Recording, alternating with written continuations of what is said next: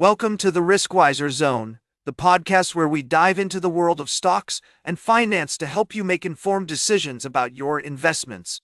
I'm your host, Louis, and I'm excited to share today's story with you. We're starting off with the interesting development in the Indian financial market, where Zerodha Fund House has launched a new multi-asset passive fund that's gaining attention from investors. The fund aims to provide a balanced portfolio by allocating equal exposure to large-cap and mid-cap stocks, along with a significant allocation to gold ETFs and government securities. According to Vishal, the CEO of Zerodha Fund House, this unique allocation is designed to reduce overall portfolio volatility while providing steady wealth creation for investors. The fund house believes that this approach will appeal to investors who want to avoid the roller coaster swings of a 100% equity portfolio. Now, some of you might be wondering if this is just another passive fund launch in a crowded market. But what's interesting here is Zerodha's focus on making investing simple and seamless for everyone.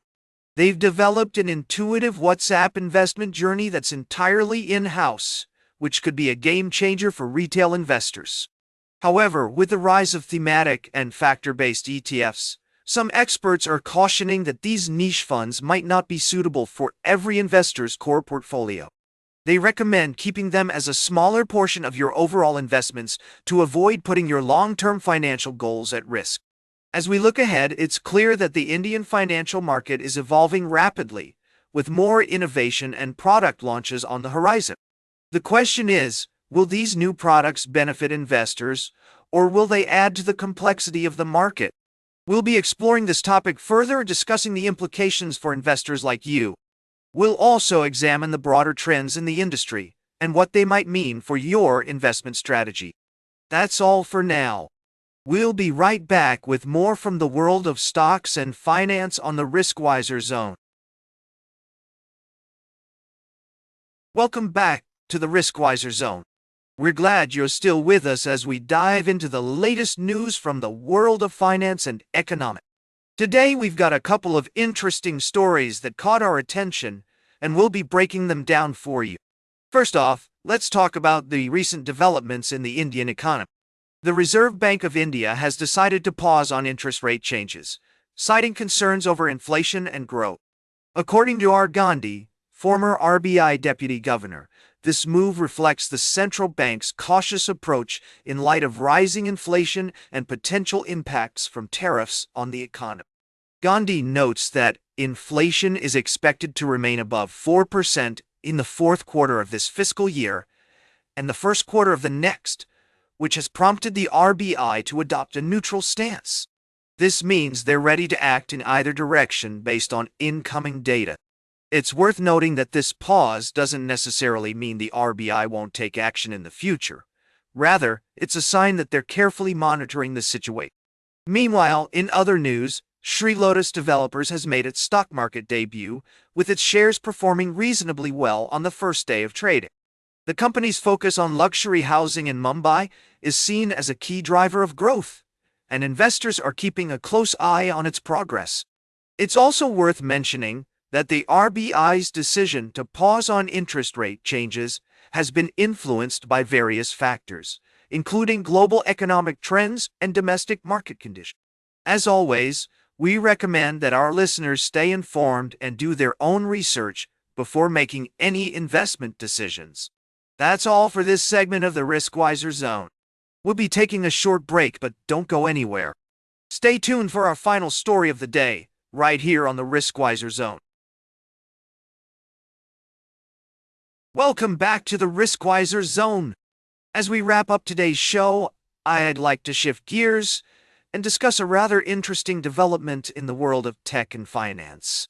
You may have heard that Uber Technologies Incorporated has announced $20 billion in new stock buybacks after sharing a better-than-expected third-quarter forecast and quarterly results. This move suggests that growth at its core rideshare and delivery units still has room to pick up steam. Now, let's take a closer look at the numbers. Gross bookings, which include ride hails, delivery orders, and driver and merchant earnings but not tips, are expected to range from $48.25 billion That represents an 18% to 21% growth rate, which is faster than the 17% gain in second quarter booking. Adjusted earnings before interest, taxes, depreciation, and amortization for the second quarter were a record $2.12 billion, ahead of the $2.09 billion that analysts had forecast.